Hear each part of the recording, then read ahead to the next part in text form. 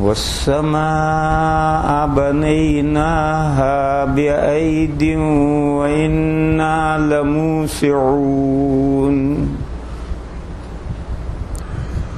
والأرض فرشناها فنعم الماهدون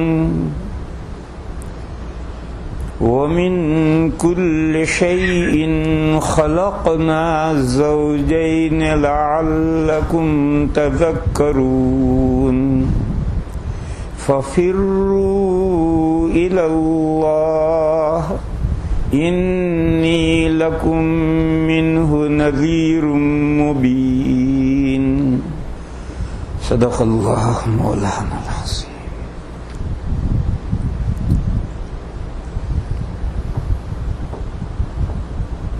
بزرگوں اور بھائیوں،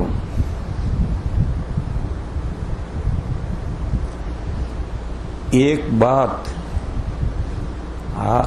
ہماری اس مسجد میں بہت قابل تعریف سامنے آئی.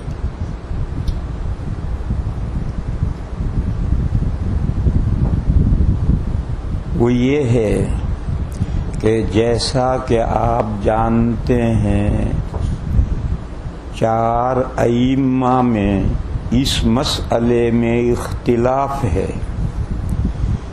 کہ آمین زور سے کہنا افضل ہے یا آہستہ کہنا افضل ہے.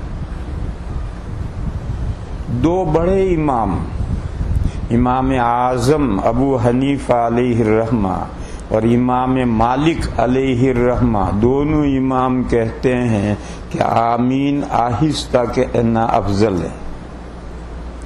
کوئی زور سے کہہ دے کوئی بات نہیں ہے، باقی افضل یہ ہے کہ آمین آہستہ کہی جائے. اور 2 امام، حضرت امام شافعی علیہ الرحمہ اور حضرت امام احمد علیہ الرحمہ، دونوں امام یہ کہتے ہیں کہ آمین جہرن یعنی زور سے کہنا افضل. ہماری مسجد میں 4 اماموں کے ماننے والے ہوتے. آج میں نے دیکھا کہ جہرن آمین کہنے والے جس طرح سے جہرن کہتے ہیں وہ صحیح طریقہ ہے، اور سرن کہنے والے، ہم لوگ سرن کہنے والے ہیں، جو سرن کہتے ہیں آہستہ کہتے ہیں وہ بھی صحیح، اور جو زور سے کہتے ہیں وہ بھی صحیح.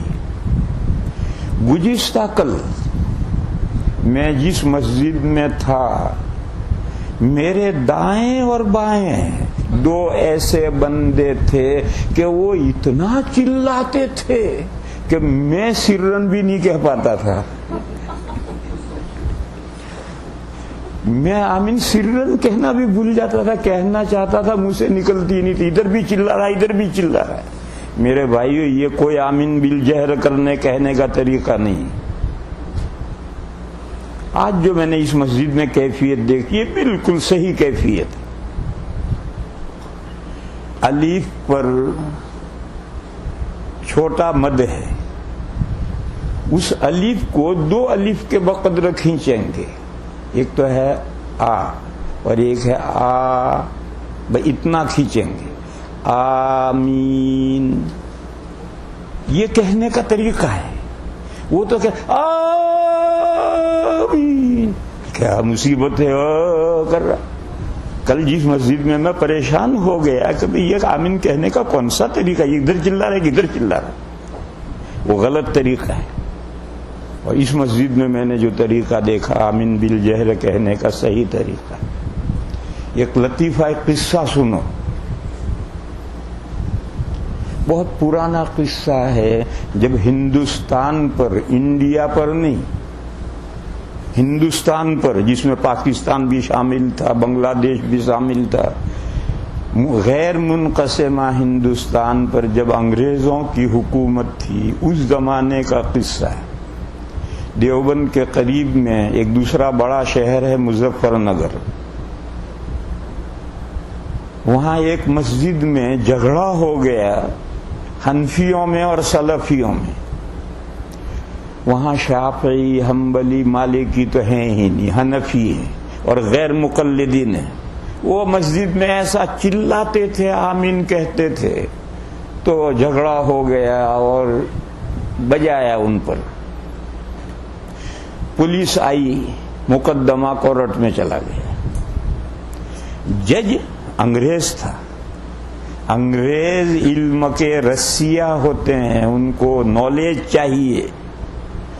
تو اس نے دونوں طرف کے ایڈوکیٹ وکیلوں کو حکم دیا کہ یہ مسئلے پر بحث کرو, ڈسکس کرو. یہ کہتے تھے کہ آمین سرن کہنا چاہیے, دوسرے کہتے تھے آمین جہرن کہنا چاہیے. تو اس کے وکیل سے بھی کہا تم اپنے دلائل بیان کرو, ان کے وکیل سے کہا تم اپنے دلائل بیان کرو. اور 15 دن اس نے مقدمہ کنٹینیوس چلایا.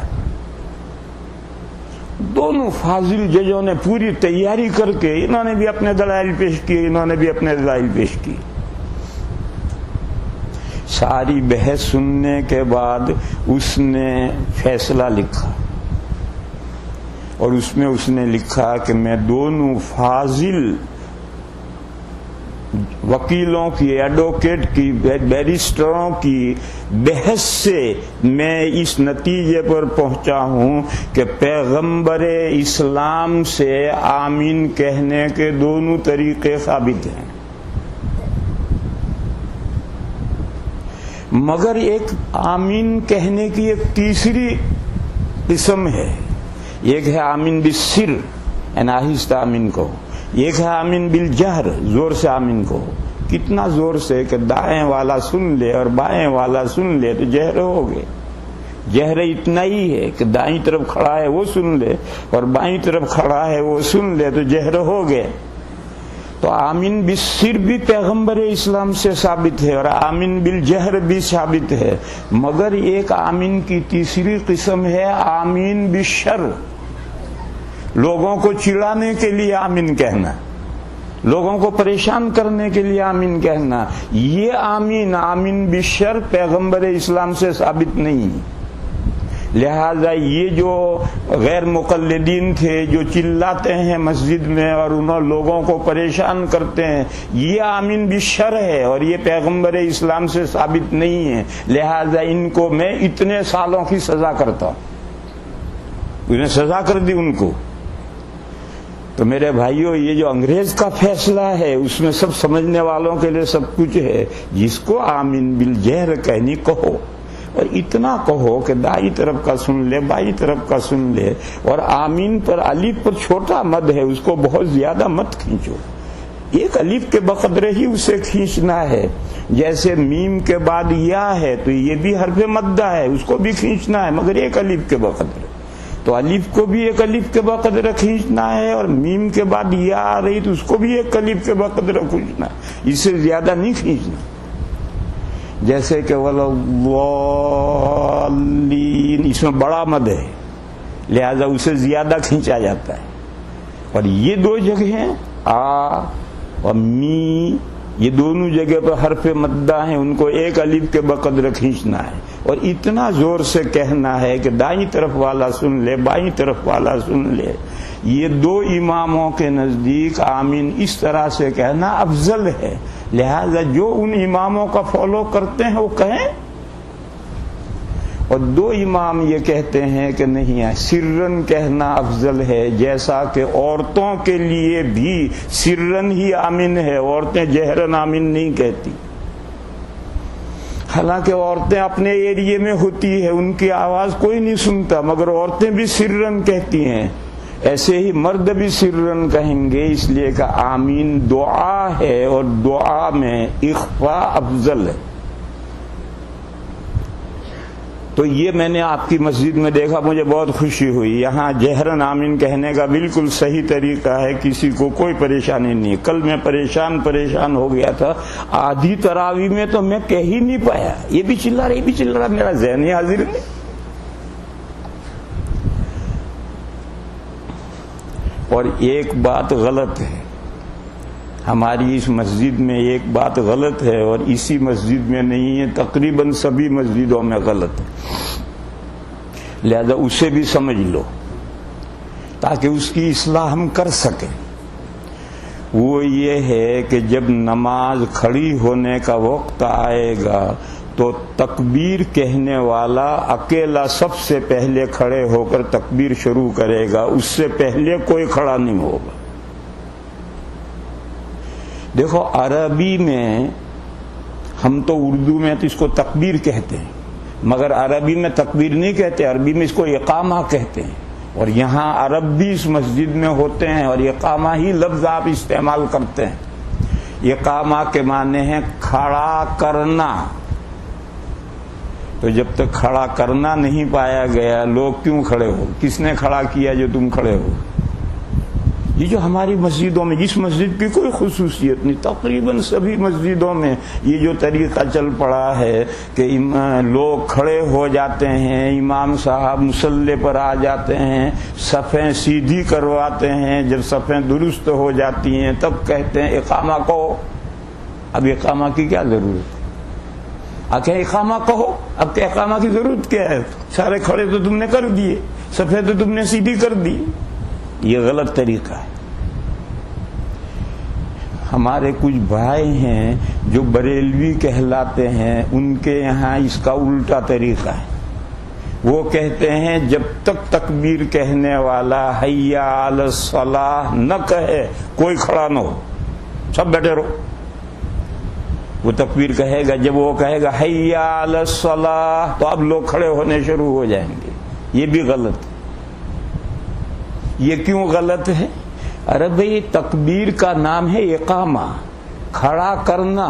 جب تکبیر شروع ہوئی، اقامہ پایا گیا، کھڑا کرنا پایا گیا، تو اب لوگ کیوں نہ کھڑے ہوں؟ حیا علی الصلاۃ پر لوگ کھڑے ہوں۔ بھئی حیا علی الصلاۃ پر کیوں کھڑے ہوں؟ حیا علی الصلاۃ کا نام اقامہ ہے۔ اقامہ تو شروع سے شروع ہوتا ہے، اللہ اکبر اللہ اکبر، اقامہ شروع ہو گیا۔ اور جب اقامہ شروع ہو گیا، کھڑا کرنا پایا گیا، تو اب لوگ کیوں نہ کھڑے ہوں؟ تو یہ جو ہمارے بعض بھائی ہیں بریلوی جو حیا علی الصلاۃ سے پہلے کھڑے ہونے کو جائز نہیں کہتے، یہ بھی غلط ہے۔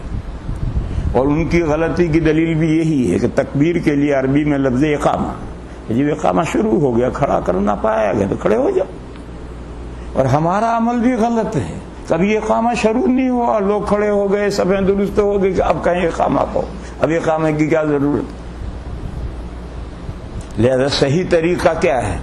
صحیح طریقہ یہ ہے کہ امام صاحب کی یہ ذمہ داری ہے کہ وہ اقامہ کہنے والے کو وہ ہدایت کریں کہ دیکھ بھئی گھڑی میں جب وقت ہونے میں 5 سیکنڈ باقی ہوں تو کھڑے ہو کر اقامہ شروع کر دیں۔ جب وہ اقامہ شروع کر دے تو لوگ کھڑے ہوں، امام صاحب بھی اب مصلی پر آئیں، اس سے پہلے نہیں۔ پھر اس کے بعد جب اقامہ پورا ہو جائے، اب امام صاحب صفوں کو درست کروائیں گے۔ صفیں درست کرنے کا ٹائم یہ ہے، فلاں صاحب ذرا آگے بڑھو، فلاں صاحب ذرا مل کر کھڑے رہو، ارے بھئی پیچھے دیکھو صفیں درست ہو گئی یا نہیں۔ جب معلوم ہوا صفیں درست ہوئی تو اب امام صاحب تکبیر کہہ کر نماز شروع کریں۔ حدیث شریف میں ہے، نبی پاک صلی اللہ تعالی علیہ وسلم کے زمانے میں ابھی حضور گھر میں کمرے میں ہوتے تھے اور حضرت بلال اقامہ شروع کرتے تھے، تکبیر کہنا شروع کرتے، ابھی حضور گھر میں سے بھی نہیں نکلے۔ جب اقامہ شروع ہوتا تھا اور حضور سنتے تھے تو فوراً حضور تشریف گھر میں سے نکل کر سیدھے مصلی پر تشریف لاتے تھے۔ کبھی ایسا بھی ہوتا تھا کہ اندر حضور کی نیت بن رہی ہے، حضور نماز پڑھ رہے ہیں اور تکبیر شروع ہوئی، تو تکبیر تو پوری ہو جائے گی، حضور کا سلام پھرے گا جبھی تو حضور آئیں گے، تو پھر لوگوں کو کھڑے کھڑے انتظار کرنا پڑتا تھا یا انتظار کرتے کرتے بیٹھ جاتے تھے۔ تو حضور نے ہدایت دی، لا تقوموا حتی ترونی خرجت، آپ حضرات اقامہ شروع ہونے پر کھڑے نہ ہوں، جب مجھے دیکھیں کہ میں کمرے سے باہر نکل رہا ہوں اب کھڑے ہوں۔ یہ حدیث ہے۔ مسئلہ کیا طے ہوا کہ اگر امام مسجد میں نہیں ہے، امام مسجد سے باہر کمرے میں نماز پڑھ رہا ہے، کچھ بھی کر سکتا ہے، یا مسجد میں ہے اس کی نیت بن رہی ہے اور اقامہ شروع ہو، تو لوگ اقامے پر کھڑے نہیں ہوں گے. جب امام اویلیبل ہو جائے گا، کمرے میں سے باہر نکل آئے گا یا سلام پھیر دے گا، اب لوگ کھڑے ہوں گے. جب حضور نے یہ ہدایت دی تو حضرت بلال نے طریقہ ہی بدل دیے. وہ جو حضور کے تشریف لانے سے پہلے اقامہ کہتے تھے وہ طریقہ ہی بدل دیے. جب حضور کمرے سے باہر نکلتے تھے تب وہ اقامہ شروع کرتے تھے. اب انہوں نے طریقہ ہی بدل دیا. بہرحال اس حدیث شریف سے یہ معلوم ہوا کہ لوگ کھڑے ہوں گے اقامہ شروع ہونے کے بعد، اور امام صفوں کی درستگی کرے گا اقامہ ختم ہونے کے بعد، اور جب صفیں درست ہو جائیں گی تو پھر نماز شروع ہوگی. بس ہمارے جو بریلوی بھائی ہیں ان کا طریقہ وہ بھی غلط ہے، اور ہمارا جو طریقہ ہے وہ بھی غلط ہے. صحیح طریقہ یہ ہے کہ اقامہ پہلے شروع ہو، پھر لوگ کھڑے ہوں، اور جب اقامہ پورا ہو تو امام صفوں کو دیکھ لیں اور اس کے بعد نماز شروع کریں. بریلوی یہ کہتے ہیں کہ فقہ میں یہ لکھا ہے، فقہ کی ہر کتاب میں لکھا ہے کہ لوگ کھڑے ہوں حیا علی الصلاۃ پر، کہ فقہ میں یہ لکھا ہے، لہذا حیا علی الصلاۃ سے پہلے کوئی کھڑا نہ ہو. یہ ان کی دلیل ہے. اس کا جواب یہ ہے کہ فقہ میں جو یہ لکھا ہے اس کا مطلب تم نے اپنی طرف سے زبردستی گڑ لیا ہے، اس کا یہ مطلب نہیں ہے.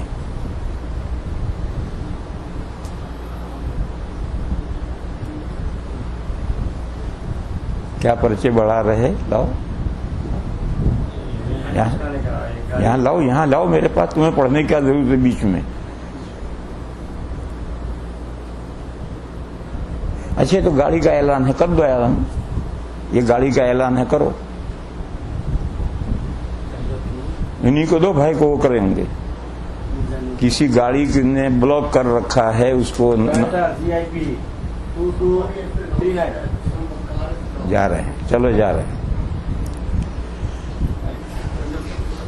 تو اس کا جواب یہ، بیٹھ جاؤ، چلو بیٹھ جاؤ، ہو گیا. اس کا جواب یہ ہے کہ فقہ میں جو یہ لکھا ہے اس کا مطلب بھی فقہ میں جو ہے وہ مطلب صحیح ہے. تم جو گھڑ رہے ہو مطلب وہ صحیح نہیں. در مختار میں یہ عبارت ہے کہ لوگ کھڑے ہوں حیا علی الصلاۃ پر. در مختار کی شرح ہے حاشیہ تحتوی علی الدر.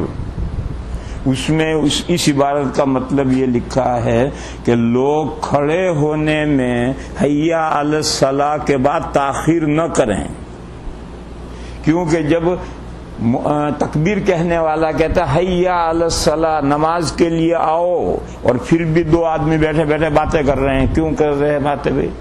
یہ تو اللہ کے داعی کی مخالفت ہے. اللہ کا داعی بولا رہا نماز کی طرف آؤ، اور تم بیٹھے بیٹھے باتیں کر رہے ہو. لہذا حیا علی الصلاۃ سے کھڑے ہونے کو مؤخر نہ کریں. اس عبارت کا یہ مطلب نہیں ہے کہ اس سے پہلے نہ کھڑے ہوں، یہ مطلب اس عبارت کا نہیں ہے. اور دلیل اگلا جملہ یہ ہے کہ امام نماز شروع کرے قد قامت الصلاۃ پر. بریلویوں کے یہاں بھی قد قامت الصلاۃ پر امام نماز شروع نہیں کرتا. تکبیر پوری ہوتی ہے، اس کے بعد صفیں درست کرتے ہیں، پھر نماز شروع ہوتی ہے. اور فقہ میں تو لکھا ہے کہ امام قد قامت الصلاۃ پر نماز شروع کرے. اس کا جواب یہ ہے کہ اگر ایمرجنسی ہے، جلدی سے فٹافٹ نماز پڑھانی ہے، تو جب تکبیر کہنے والے نے 2 مرتبہ کہہ دیا قد قامت الصلاۃ، قد قامت الصلاۃ، تو امام کہ اللہ اکبر، امام نماز شروع کر دے گا اور وہ اپنی تکبیر پوری کرے گا. اگر ایمرجنسی ہو تو قد قامت الصلاۃ جب مکبر 2 مرتبہ کہہ لے اس کے بعد امام نماز شروع کر سکتا ہے، ضروری نہیں ہے. تو جیسے یہاں یہ مطلب ہے، وہاں یہ مطلب ہے کہ حیا علی الصلاۃ تک اگر لوگ کھڑے ہونے میں تاخیر کریں تو کر سکتے ہیں. جب حیا علی الصلاۃ کہہ دیا گیا اب کھڑے ہونے میں تاخیر نہیں، کیونکہ اب اللہ کے داعی کی مخالفت ہے. اس عبارت کا یہ مطلب نہیں ہے کہ حیا علی الصلاۃ سے پہلے کھڑے نہیں ہو سکتے، یہ اس عبارت کا مطلب ہی نہیں ہے. تو بہرحال ان کی دلیل فقہ کی عبارت ہے جس کو وہ سمجھے نہیں، اور فقہ کی عبارتوں کا وہ مطلب ہوگا جو فقہ کی کتابوں میں لکھا ہوا ہے، اپنی طرف سے مطلب گھڑنے کا اختیار نہیں ہے۔ یہ طریقہ تو غیر مقلدوں کا اور مودودیوں کا ہے کہ اپنی طرف سے قرآن اور حدیث کا جو مطلب سمجھ میں آئے وہ گھڑ لیتے ہیں۔ اس کی اجازت نہیں ہے۔ اگر ایسا اس کی اجازت دے دی جائے گی تو سارا دین کا ستیہ ناش ہو جائے۔ دیکھو میں مثال دوں، بخاری شریف میں روایت ہے، اس روایت کا ہمارے بعض بھائیوں نے غلط مطلب سمجھا ہے۔ وہ قیام میں کھڑے رہتے ہیں، پیر لمبا کر کے انگلیوں سے انگلیاں ملاتے ہیں، ادھر کا پیر لمبا کر کے انگلیوں سے انگلیاں ملاتے ہیں۔ ایسا کسی روایت میں کہیں بھی نہیں آیا۔ اصل بات کیا ہے؟ بخاری شریف کی روایت ہے، میں عرض کروں۔ حضرت انس رضی اللہ تعالی عنہ کہتے ہیں کہ نبی پاک صلی اللہ تعالی علیہ وسلم نے فرمایا، اقیموا صفوفکم فانی اراکم من وراء ظہری، صفیں درست کرو، میں جیسے آگے دیکھتا ہوں پیچھے بھی دیکھتا ہوں، میں تم کو اپنی پیٹھ کے پیچھے دیکھتا ہوں، لہذا صفیں سیدھی کرو۔ اقیموا صفوفکم، اپنی صفوں کو درست کرو، فانی اراکم من وراء ظہری، میں تمہیں پیٹھ پیچھے بھی دیکھتا ہوں، جیسے آگے دیکھتا ہوں پیچھے بھی دیکھتا ہوں۔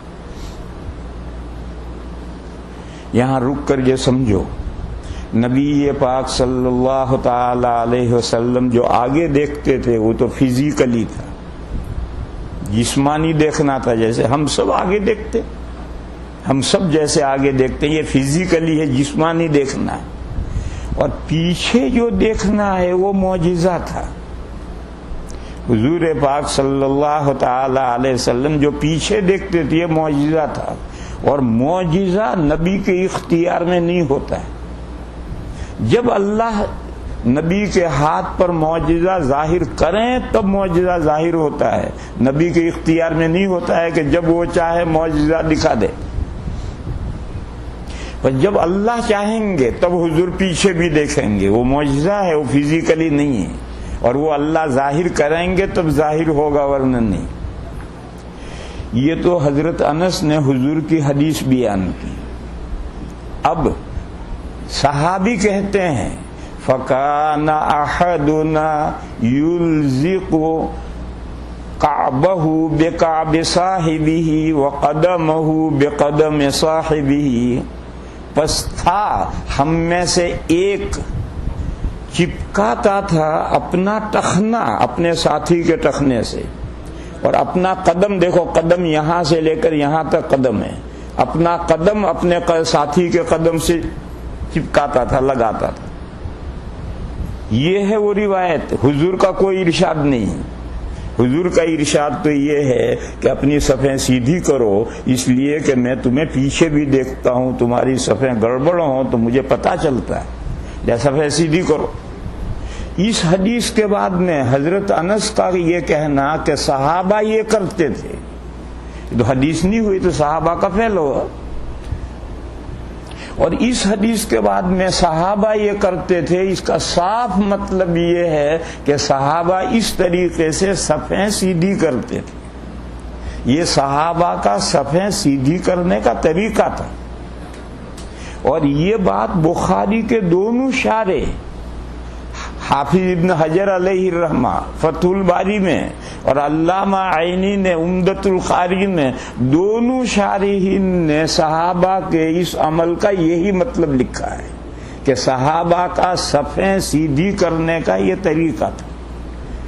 حالت قیام میں کھڑے رہنے کا یہ طریقہ نہیں ہے۔ اگر حالت قیام میں کھڑے رہنے کا یہ طریقہ ہوتا تو اوپر جو حضور کا ارشاد ہے اس کے ساتھ بے جوڑ بات ہے۔ آپ جانتے ہیں مسجد نبوی میں کوئی پختہ فرش نہیں تھا، مٹی بچھی ہوئی تھی، کوئی قالین نہیں تھا، کوئی صفوں کے نشان نہیں تھے. پھر صف کیسے درست کرنی؟ دیکھو ہم کھڑے ہوئے، اپنا پیر لے جاؤ ساتھی کے پیر کے پاس اور انگلیوں سے ایڑی تک سارا پیر لگاؤ، اور سارا پیر لگا کر خاص طور پر ٹخنا ٹخنے سے لگاؤ، اور پھر پیر اپنی جگہ پر لے آؤ. پھر ادھر کا پیر اپنے ساتھی کے پیر کے پاس لے جاؤ اور پورا پیر پیر سے لگاؤ اور ٹخنا ٹخنے سے لگا کر اپنی جگہ پر پیر لے آؤ. اگر سارے لوگ یہ کر لیں تو سب بالکل سیدھی ہو جائے. دیکھو انگلیاں برابر کرو گے سب سیدھی نہیں ہوگی، کیونکہ انگلیاں چھوٹی بڑی ہوتی. ایڑیاں برابر ہو جائیں سب سیدھی ہو جائے گی، مگر ایڑیاں ہم کیسے دیکھیں گے؟ آج تو نشان لگا ہوا ہے، اس نشان پر ہم ایڑی لے آتے ہیں، لیکن اگر نشان نہ ہو تو ہماری پیچھے سے ایڑیاں برابر ہو گئی، ہم کیسے دیکھیں گے؟ اور ٹخنا پیر سے پورا پیر لگاؤ، ٹخنا ٹخنے سے لگا کر کے پیر اپنی جگہ پر لے آؤ، ادھر کا پیر ادھر لگا کر اپنی جگہ پر لے آؤ. سب ایسا کر لیں گے تو سب بالکل سیدھی. اور اوپر ٹخنا کندھا کندھے سے برابر رہنا چاہیے، آگے نکلا ہوا نہ ہو پیچھے نہ ہو. اوپر دیکھنے کی علامت ایک ہے، سب کے کندھے کندھے برابر، آگے پیچھے نہیں. اور نیچے ٹخنے ٹخنے مقابل. یہ صحابہ کا سب سیدھی کرنے کا طریقہ تھا. اور جس حدیث کی بنیاد پر بعض لوگ ٹانگیں چوڑی کر کے کھڑے ہوتے ہیں، اس روایت کا یہ مطلب ہی نہیں ہے. روایات کا مطلب تو جو حدیث کے شارحین لکھیں گے وہ مطلب ہوگا، نہ یہ کہ ہم جو بھی سمجھ لیں ادھا سیدھا سمجھ لیں. دلیل کیا ہے؟ دلیل ہے کہ فقہ 4 فقہیں ہیں، حنفی، شافعی، مالکی، حنبلی. ان 4 فقہوں پر 1400 سال گزر گئے ہیں، اور یہ ساری حدیث کی کتابیں انہی 4 فقہا کے فالوورز نے لکھی ہیں. کسی فقہ میں قیام میں کھڑے ہونے کا یہ طریقہ نہیں لکھا گیا. یہ 14ویں سے 15ویں صدی میں آ کر کے کھڑے ہونے کا یہ نیا طریقہ لوگوں نے شروع کیا. جو کہ 1400 سال تک امت نے یہ حدیث نہیں پڑھی تھی، بخاری شریف لوگوں کے پاس نہیں تھی.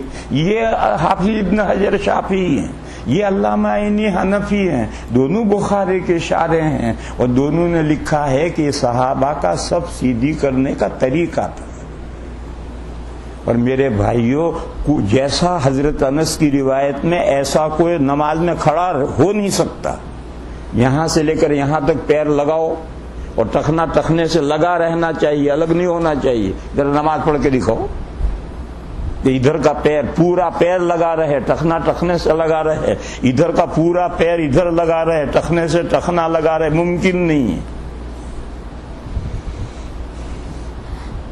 وہ کیا لگاتے ہیں؟ یہ انگلیاں لگاتے ہیں. انگلیوں کا نام قدم تھوڑی ہے، عربی میں قدم کہتے کس کو ہیں؟ آپ حضرات کیا کہتے ہیں؟ فٹ کہتے ہیں، فٹ کہتے ہیں. مفرد کو فٹ کہتے ہیں اور جمع کو فٹ کہتے ہیں. تو فٹ اور فٹ انگلیوں سے لے کر ایڑی تک پورے کا نام قدم ہے. ان صرف انگلیوں کے لگانے کا نام قدم ہے ہی نہیں. تو خیر پھر کیسے کھڑا ہونا چاہیے سنو. ایک آدمی واک کر چل رہا، چلتا چلتا اچانک کھڑا رہنا پڑے تو جس حال میں کھڑا رہے گا اسی حال میں نماز میں کھڑا رہنا. اس سے ٹانگیں چوڑی کرو گے تکلف ہوگا، اس سے ٹانگیں ملاؤ گے تو تکلف ہوگا. ایک آدمی پتلا دبلا ہے کہ چلتے چلتے اسٹاپ ہوا تو اس کے پیروں کے درمیان فاصلہ کم ہوگا. اور ایک آدمی موٹا ہے، موٹی موٹی رانیں ہیں تو وہ چلے گا ایک پھڈا. تو جب پھڈا چلے گا تو اچانک رکے گا تو ابھی لمبے چوڑے پیروں سے رکے گا. وہ نماز میں بھی اسی طرح کھڑا ہوگا. اسے کو نہیں 4 انگل فاصلہ رکھو تو بیچارے کے رانیں بھیج جائیں گی، کیسے کھڑا ہوگا. اور ایک پتلا دبلا ہے جو کبھی چوڑا نہیں ہوا، اسے کو ٹانگیں چوڑی کر تو کیسے چوڑی کرے گا. اس لیے قیام میں کھڑے ہونے کا طریقہ یہ ہے کہ آدمی چلتے چلتے اچانک اسٹاپ ہو جائے تو جس حال میں وہ کھڑا رہتا ہے اسی حال میں نماز کھڑا رہنا ہے. اور حضرت انس جو کہتے ہیں کہ صحابہ یوں کرتے تھے، اس طرح سے وہ صفیں سیدھی کرتے تھے. اور یہ مطلب حدیث کے دونوں شارحوں نے لکھا ہے. تو میں یہ بیان کر رہا ہوں کہ قرآن کی ایک آیت ہے حدیث ہے، فقہ کی عبارت ہے، اس کا مطلب ہمیں گھڑنے کی اجازت نہیں ہے، بلکہ 1400 سال سے قرآن کی بے شمار تفسیریں لکھی گئی ہیں، حدیث کی بے شمار شرحیں لکھی گئی ہیں، فقہ کی کتابوں کی بھی شرحیں لکھی گئی ہیں، پر جو مطلب تفسیروں میں آیت کا ہے وہ لیا جائے گا، جو حدیث کی شرحوں میں حدیث کا جو مطلب ہے وہ لیا جائے گا، فقہ کی عبارت کا جو مطلب فقہ کی کتابوں میں ہے وہ لیا جائے گا، اپنی طرف سے نہیں گڑھا جائے گا۔ تو میں نے عرض یہ کیا کہ ہمارے یہاں یہ سلسلہ ان بریلویوں کی ضد میں شروع ہوا ہے کہ وہ حی علی الصلاۃ سے پہلے کھڑے نہیں ہوتے، تو ہمارے یہاں پہلے سب کھڑے ہوں گے، صفیں درست ہوں گی، تب کہیں گے اب اقامہ کہو، اب کیا ضرورت ہے اقامہ۔ لہذا اس پر قابو پانا یہ امام صاحب کی ذمہ داری ہے کہ وہ اپنے اقامہ کہنے والے کو ہدایت کر دیں، وہ اقامہ شروع کر دے، پھر لوگ کھڑے ہو جائیں، جب اقامہ پورا ہو جائے تو وہ اپنی صفوں کو درست کر کے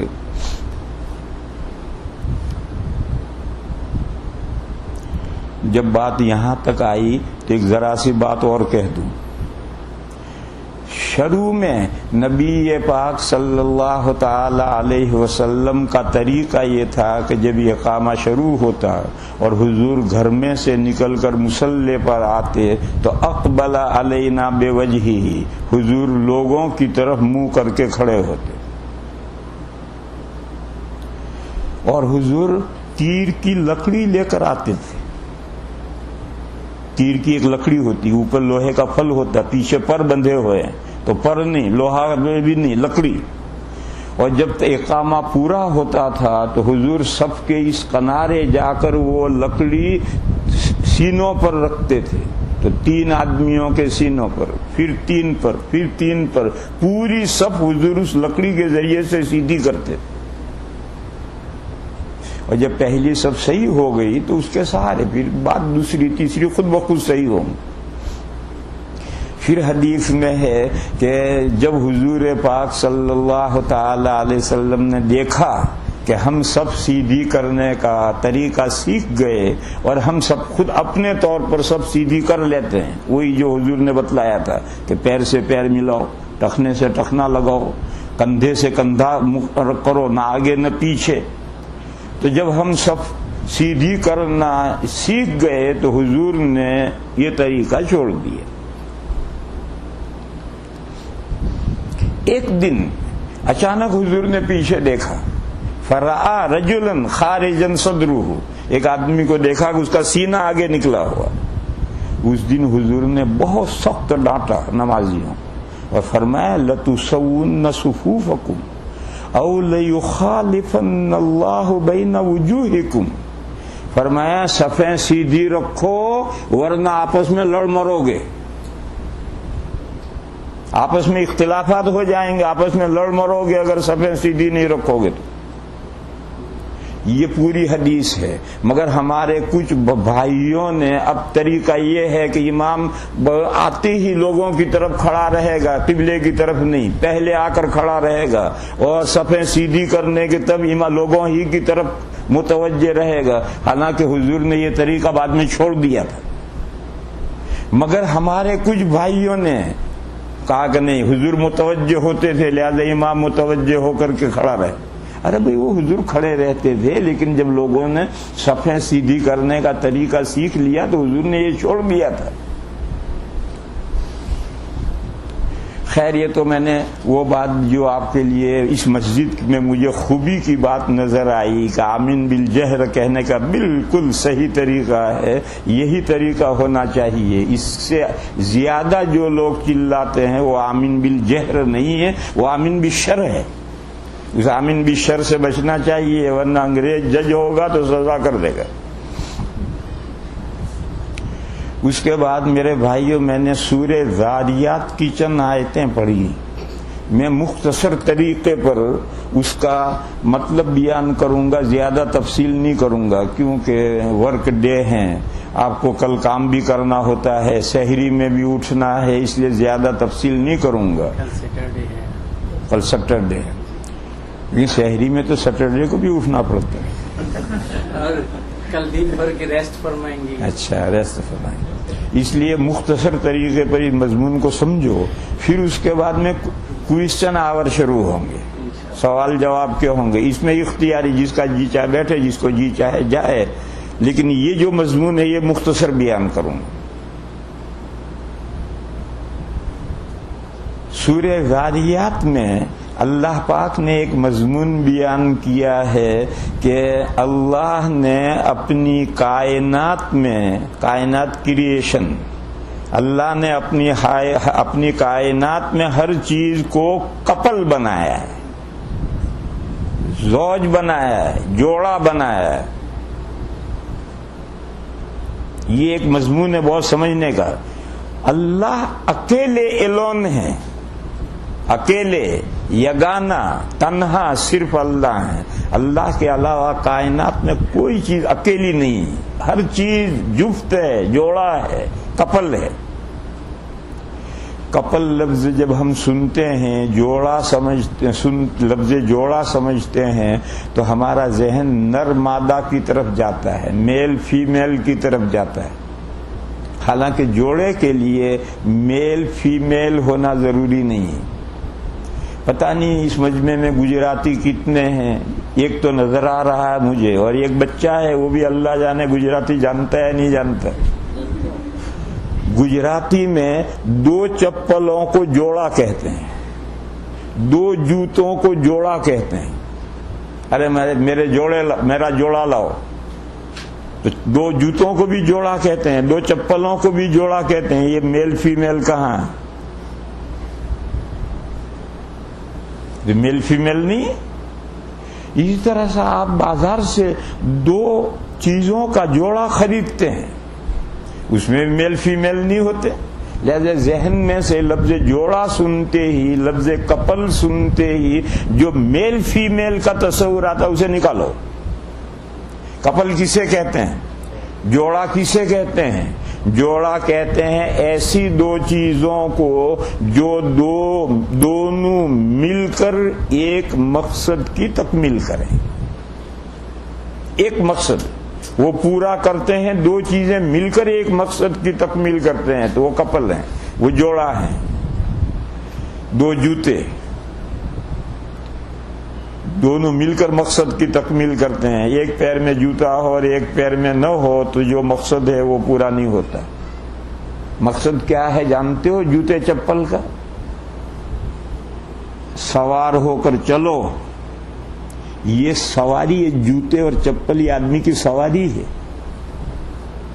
جیسے ہم موٹر پر، سائیکل پر، گھوڑے پر، اونٹ پر بیٹھتے ہیں، وہ بھی سواری ہے۔ یہ دو چپل یہ بھی آدمی کی سواری ہے۔ جو آدمی جوتے پہن کر چلتا ہے، چپل پہن کر چلتا ہے، وہ سوار ہو کر چلتا ہے۔ اس کو کنکر نہیں چبھے گا، کانٹا نہیں چبھے گا، کچھ بھی نیچے سے ضرر نہیں پہنچے گا، فٹافٹ فٹافٹ فٹافٹ جا رہا ہے، جیسے کہ گھوڑے پر بیٹھ کے جا رہا ہے، جیسا کہ گدھے پر بیٹھ کے جا رہا ہے، جیسا کہ سائیکل پر بیٹھ کر جا رہا ہے۔ نیچے کچھ بھی ہو، ہماری بلا سے ہم جوتے پہن کر، چپل پہن کر جا رہے ہیں۔ یہ ایک مقصد ہے، سوار ہو کر چلنا۔ پیدل جو چل رہا ہے وہ پیدل چل رہا ہے، اور جو جوتے پہن کر، چپل پہن کر چل رہا ہے وہ سوار ہو کر چل رہا ہے۔ یہ مقصد کب حاصل ہوگا؟ جب دونوں پیروں میں چپل ہو، دونوں پیروں میں جوتے ہوں، ورنہ جس پیر میں جوتا نہیں ہے وہاں کانٹا چبھے گا، وہاں کنکر چبھے گا، وہاں کچھ بھی ہو سکتا ہے۔ تو ایک مقصد ہے، وہ مقصد کیا ہے؟ سوار ہو کر چلو۔ سواریوں کی قسمیں ہیں، یہ چھوٹی سے چھوٹی یہ سواری ہے، جوتے پہن لو، چپل پہن لو، یہ سواری ہے۔ اس سے اوپر یہ ہے کسی کے کندھے پر بیٹھ جاؤ، یہ بھی ایک سواری ہے۔ اس سے اوپر سائیکل پر بیٹھو، 11 نمبر کی سائیکل، اس سے اوپر موٹر سائیکل پر بیٹھو، اس سے اوپر کار پر بیٹھو، اس سے اوپر ہوائی جہاز میں اڑو، یہ سب سواریاں ہیں درجہ بدرجہ۔ تو سب سے نیچے کی سواری ہے جوتے اور چپل۔ یہ جو مقصد ہے، یہ مقصد حاصل ہوگا جب دونوں پیروں میں جوتے چپل ہوں۔ اسی لیے دو جوتوں اور دو چپلوں کو جوڑا کہتے ہیں، کپل کہلائیں گے، میل فیمیل ہونا ضروری نہیں۔ اللہ تعالیٰ فرماتے ہیں ہم نے آسمان اور زمین کو کپل بنایا ہے۔ وَالسَّمَاءَ بَنَيْنَاهَا اور ہم نے آسمان کو بنایا، وَإِنَّا لَمُوسِعُونَ، اور بے شک ہم اس کو بہت لمبا چوڑا بنانے والے ہیں۔ اللہ فرمائیں گے ہم لمبا چوڑا، اس کی لمبائی اور چوڑائی کا کون اندازہ کر سکتا ہے؟ کہ چھوٹا موٹا آسمان نہیں بنایا ہم نے، بہت وسیع پہنا چوڑا آسمان ہم نے بنایا ہے۔ وَالْأَرْضَ فَرَشْنَاهَا فَنِعْمَ الْمَاهِدُونَ، اور زمین کو بھی ہم نے بنایا اور زمین کو ہم نے بچھایا۔ آج کل دنیا کہتی ہے کہ زمین گول ہے، ٹھیک ہے گول ہے، ایک آپ نے بہت بڑا گنبد بنا رکھا ہے، ڈوم، اس پر چیونٹی چل رہی ہے، تو چیونٹی کے لیے تو وہ ڈوم جو ہے یہ فرش ہے۔ تو اللہ نے زمین اتنی بڑی بنائی ہے کہ اس پر ہم سب چل رہے ہیں، اور یہ تو سائنس کہتی، اس لیے ہم اپنے تجربے کی بنیاد پر مانتے ہیں کہ زمین گول ہے، ورنہ کس کی سمجھ میں آئے گا کہ زمین گول ہے؟ پتہ ہی نہیں چلتا۔ چلتے رہو چلتے رہو چلتے رہو، اگر پوری زندگی چلتے رہو گے تو کہیں جا کر نیچے نہیں گرتے۔ تو فرمایا ہم نے زمین کو بنایا اور اس کو بچھایا، جیسے بسترا بچھا دیتے ہیں اس طرح زمین کو بچھا دیا۔ فَنِعْمَ الْمَاهِدُونَ، ہم کتنا اچھا بچھانے والے ہیں۔ بہرحال یہ آسمان اور زمین کپل ہیں، اور دونوں مل کر ایک مقصد کی تکمیل کرتے ہیں۔ وہ مقصد کیا ہے؟ وہ مقصد ہے زمین پر جو حیوانات، جاندار، جانور اللہ نے پیدا کیے ہیں، ان کی معاش کا سامان، وہ زندگی گزارنی، ان کو اس زمین پر زندگی گزارنی ہے۔ ہر حیوان کو ان کو زندگی گزارنے کے لیے جو جو ضروری چیزیں ہیں وہ ہم آسمان اور زمین دونوں کو ملا کر کے وہ سب چیزیں پیدا کرتے ہیں۔ آسمان سے پانی برستا ہے، زمین اسے پیتی ہے، پھر زمین گھاس اگاتی ہے، اس گھاس کو انسان بھی کھاتے ہیں، جانور بھی کھاتے ہیں۔ اگر آسمان نہ ہوتا اور اوپر سے پانی نہ برستا تو زمین کیا اگاتی؟ اور اگر آسمان ہی ہوتا اور وہ برستا ہی رہتا، سامنے زمین نہ ہوتی تو کون اگاتا؟ دونوں کا نظام بنایا اللہ نے کہ آسمان برستا ہے، زمین اگاتی ہے، متاع لکم ولانعامکم، اس سے تم بھی فائدہ اٹھاتے ہو، تمہارے جانور بھی فائدہ اٹھاتے ہیں۔ بس آسمان اور زمین مل کر ایک مقصد کی تکمیل کرتے ہیں۔ وہ مقصد کیا ہے؟ زمین پر بسنے والی جتنی مخلوقات جانور ہیں، جان والی ہیں، جاندار ہیں، ان کا معاش یعنی زندگی گزارنے کا سامان اللہ تعالی نے اس طریقے سے مہیا کیا کہ آسمان اور زمین دو بنائے۔ صرف آسمان ہوتا معاش حیوانات کی نہ ہوتی، صرف زمین ہوتی حیوانات کی معاش نہ ہوتی۔ یہ تو دو مثال ہیں، آسمان اور زمین کپل ہیں، آسمان اور زمین مل کر کپل ہیں اور دونوں مل کر ایک مقصد کی تکمیل کرتے ہیں۔ یاسین شریف میں ایک قاعدہ کلیہ بیان کیا ہے، سبحان الذی خلق الازواج کلها مما تنبت الارض ومن انفسهم ومما لا يعلمون۔ فرمایا پاک ہے وہ ہستی جس نے سبھی چیزوں کے کپل کپل جوڑے جوڑے بنائے۔ سبحان الذی خلق الازواج کلها، فرمایا زمین جو جو چیزیں اگاتی ہیں ان میں بھی جوڑا ہے، خود انسانوں کے اندر بھی جوڑا ہے، مرد و عورت مل کر کے ایک مقصد کی تکمیل کرتے ہیں۔ وہ مقصد کیا ہے؟ نسل آگے بڑھانا۔ مرد اور عورت دو ہیں تو نسل آگے بڑھتی ہے۔ اگر کوئی مرد شادی ہی نہ کرے، کوئی عورت شادی ہی نہ کرے، تو یہ مرد اور یہ عورت تخلیق انسان کا جو مقصد ہے اس مقصد کو فوت کرنے والے ہیں۔ سنو اسے اچھی طرح سے، ایک مرد ہے، اللہ نے اس میں رجولیت، مردانگی رکھی ہے، مگر وہ شادی نہیں کرتا۔ ایک عورت ہے، اس میں اللہ نے زنانہ پن رکھا ہے اور وہ شادی نہیں کرتی۔ تو تخلیق انسان میں جو اللہ نے مذکر مؤنث میل فیمیل بنائے ہیں یہ ایک خاص مقصد سے بنائے ہیں، اور جب یہ مرد شادی نہیں کرتا اور یہ عورت شادی نہیں کرتی تو میل فیمیل بنانے کا جو اللہ کا مقصد ہے، کپل بنانے کا جو مقصد ہے، جوڑا بنانے کا جو مقصد ہے، اس مقصد کو فوت کرتا ہے۔ یہ مرد بھی اس مقصد کو فوت کرتا ہے، یہ عورت بھی اس مقصد کو فوت کرتا ہے۔ وہ مقصد کیا ہے؟ نسل کو آگے بڑھانا ہے۔ اگر سبھی مرد اور سبھی عورتیں شادی نہ کریں اور ایک دوسرے سے نہ ملیں تو نسل کیسے آگے بڑھے گی؟ وہیں اسٹاپ ہو جائے گی نسل۔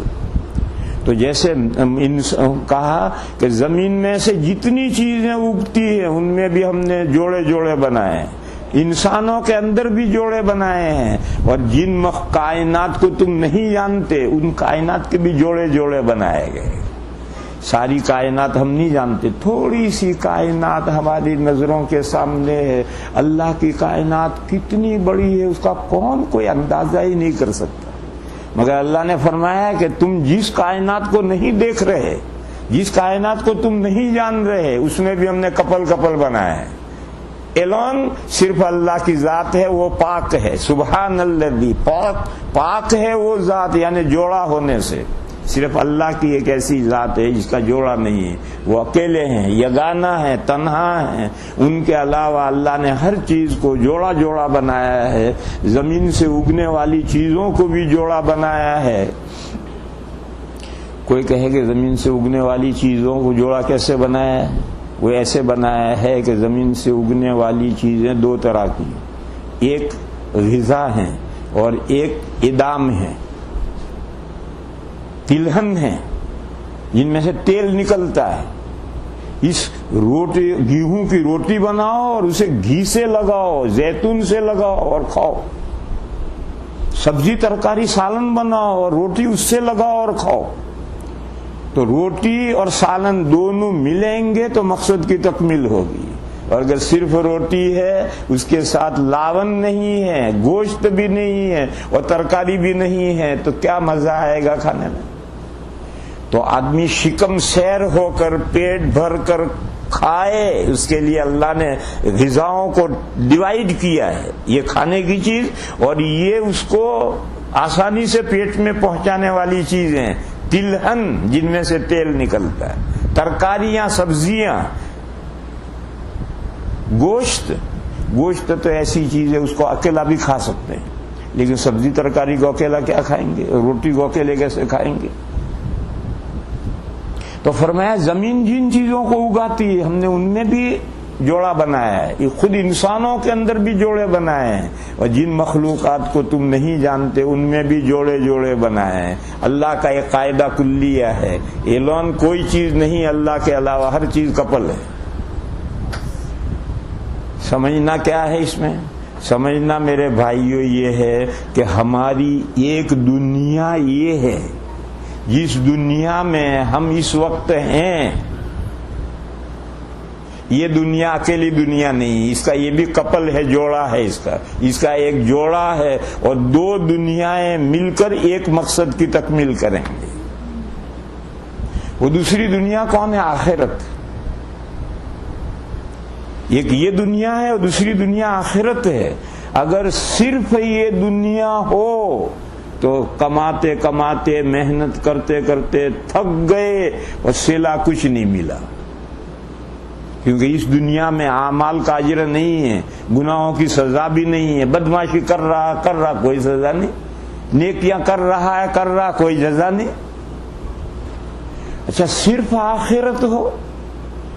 آخرت ہو، جیسے ہمارے دادا جنت میں بسائے گئے، جنت آخرت میں ہے، ہمارے دادا جنت میں بسائے گئے، اگر وہیں رہتے تو جنت کائے کی بدلہ ہوتا اور جہنم کائے کی سزا ہوتی۔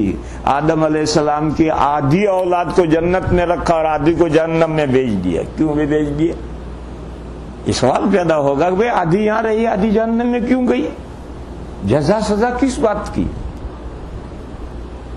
اس لیے اللہ تعالیٰ نے دو دنیا کا، آدم علیہ السلام کو وہاں بسا کر اس سے پہلے کہ ان کی اولاد ہو، دادا اور دادی کو زمین پر اتار دیے، اور اب یہاں ان کی نسل پیدا ہوگی، وہ خود بھی یہاں رہیں گے، دادا دادی بھی، اور اعمال کی بنیاد پر دوسری دنیا میں جزا اور سزا ہوگی۔ اب مقصد پورا ہوا، اس دنیا میں عمل کرو، اچھا عمل کرو جنت میں پہنچو، برا عمل کرو جہنم میں پہنچو۔ اگر صرف یہ دنیا ہوتی، مقصد کی تکمیل نہ ہوتی، جزا و سزا، اگر اسی دنیا میں جزا و سزا ہو جائے۔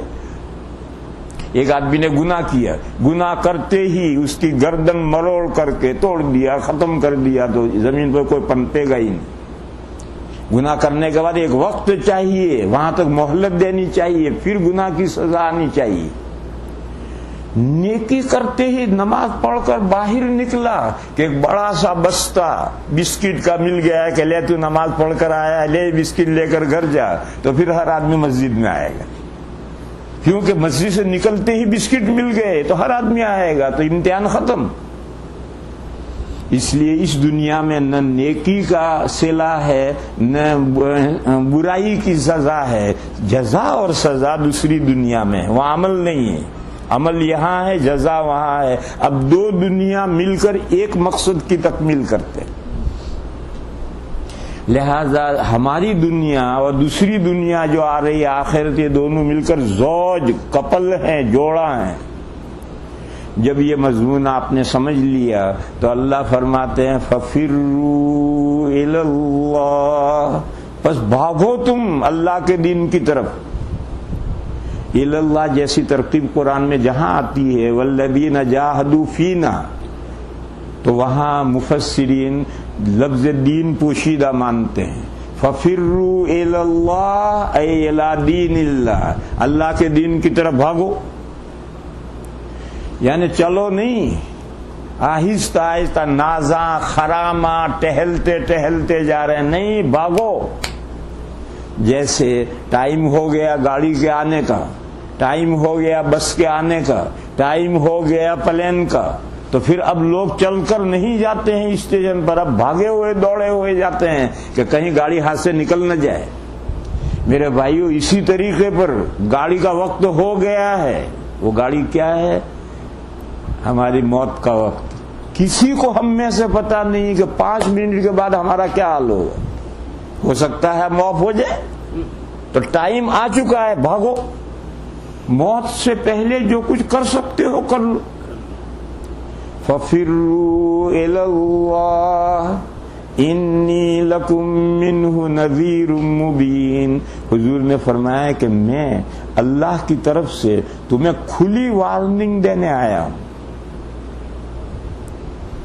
انی لکم منہ نذیر مبین، میں اللہ کی طرف سے تمہیں کھلی وارننگ دینے کے لیے آیا ہوں، اور میں وارننگ دے رہا ہوں کہ دیکھو یہ دنیا اکیلی نہیں ہے، اس کے ساتھ دوسری دنیا ہے، آخرت ہے، یہ دنیا کپل ہے، اور دونوں مل کر مقصد کی تکمیل ہونے والی ہے۔ اچھا کرو گے آگے اچھا پاؤ گے، برا کرو گے آگے برائی سامنے آئے گی۔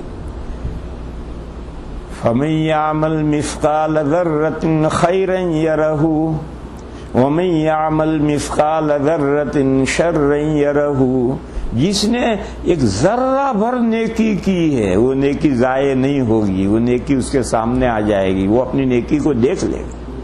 جس نے ذرہ بھر برائی کی ہے وہ اس کی برائی کہیں ضائع نہیں ہوگی، وہ برائی بھی اس کو دیکھنی پڑے گی۔ لہذا میرے بھائیوں، ہر نیکی کرو، قطرہ قطرہ مل کر تالاب بھرتا ہے، کنکر کنکر مل کر پہاڑ بنتا ہے، اور ہر برائی سے بچو۔ ایک چنگاری پورا ہاؤس پھونکنے کے لیے کافی ہے۔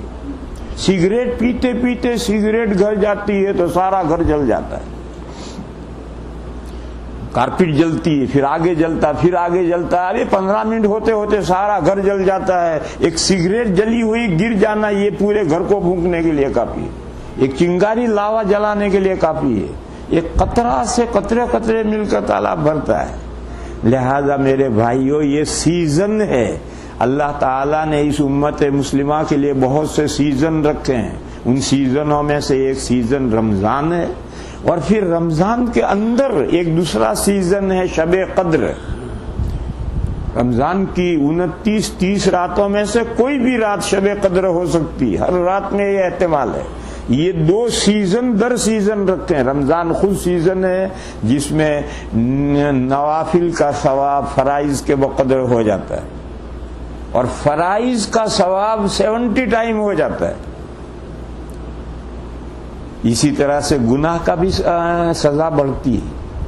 دیکھو ایک آدمی وہاں پارکنگ لاٹ میں بیڑی پی رہا، سگریٹ پی رہا، وہی آ کر یہاں مسجد میں بیٹھ کر پیے تو دونوں کا گناہ برابر تھوڑی ہوگا. پارکنگ لاٹ میں سگریٹ پینا وہ بھی گناہ ہے، لیکن مسجد میں بیٹھ کر وہ سگریٹ پیتا ہے. پھر ایک بندہ ہے جو حرم شریف میں جا کر سگریٹ پیتا ہے، اور ایک کعبہ شریف کے اندر جا کر سگریٹ پیتا ہے. تو کیا خیال آپ کا، سب کے سگریٹ پینے کا گناہ ایکول ہو جائے گا؟ نہیں ہو سکتا ہے. لہذا ماہ مبارک ہے، اس مبارک مہینے میں ہر گناہ سے بچو. اسی لیے حدیث میں اعتکاف کے بارے میں جو حدیث ہے اس میں کیا جملہ ہے؟ المعتکف یعتکف الذنوب. جو مسجد میں بستر لے کر آ کر پڑ گیا ہے اعتکاف میں، اس کا بڑا فائدہ کیا ہے؟ گناہوں سے بچ گیا. کیوں؟ مسجد میں تو کوئی گناہ کرے گا نہیں، اور باہر ہوگا تو کچھ نہ کچھ گناہ کرے گا. تو اعتکاف کا سب سے بڑا فائدہ یہ ہے کہ گناہوں سے بچ گیا. معلوم ہوا کہ اس مہینے میں گناہوں سے بھی بچنا ہے اور نیکیوں کی طرف بھی بڑھنا ہے. اللہ تعالیٰ اس مضمون کو سمجھنے کی اور اس پر عمل کرنے کی ہم سب بھائیوں کو، تمام بہنوں کو اللہ توفیق عطا فرمائیں کہ ہم اس سیزن سے فائدہ اٹھائیں، اس ماہ مبارک میں زیادہ سے زیادہ نیک کام کریں اور ہر گناہ سے ہم اپنی حفاظت کریں. اللہ تعالی ہماری ٹوٹی پھوٹی عبادتوں کو قبول کریں اور ہمیں مزید زیادہ سے زیادہ عبادات کی توفیق عطا فرمائے. وآخر دعوانا ان الحمد للہ رب العالمین.